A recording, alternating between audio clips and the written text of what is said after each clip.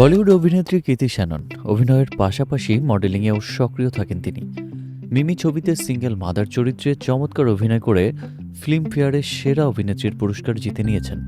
এরপরে আর পেছনে ফিরে তাকাতে হয়নি তাকে। ধীরে ধীরে সফলতার সিঁড়ি বেয়ে এগিয়ে চলেছেন সামনের দিকে। সামাজিক যোগাযোগ মাধ্যমে রয়েছে কৃতি শ্যাননের কোটি ভক্ত অনুসারী। কখনো কাজের সূত্রে, আবার কখনো ব্যক্তিগত কারণে ফেসবুক, ইনস্টাগ্রামে ভক্তদের সঙ্গে সরব থাকেন তিনি।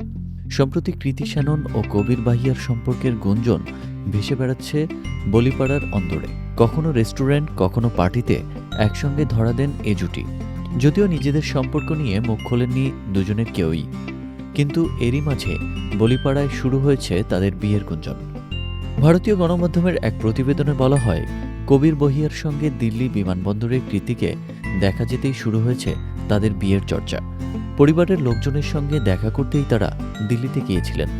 সেখানে কবির ও কীর্তির পরিবারের সঙ্গে সাক্ষাৎ হয় একে অপরের, আর সেটাই তাদের বিয়ের জল্পনা বাড়িয়ে দিয়েছে। প্রতিবেদনে আরও বলা হয়, বিমানবন্দরে একসঙ্গে হাঁটতে দেখা গিয়েছে এ জুটিকে, যদিও মাস্কে মুখ ঢেকে টুপি ও সানগ্লাস পরেছিল। অন্যদিকে কবিরকে একটি কালো সিমসাম টি শার্টে ও ম্যাচিং প্যান্ট জুতোয় দেখা গিয়েছিল। কৃতি কবিরের রসায়ন এদিন পাপারাজ্জিদের ক্যামেরায় লেন্সবন্দি হয়। তারপর থেকেই শুরু হয় তাদের বিয়ে নিয়ে জল্পনা কল্পনা।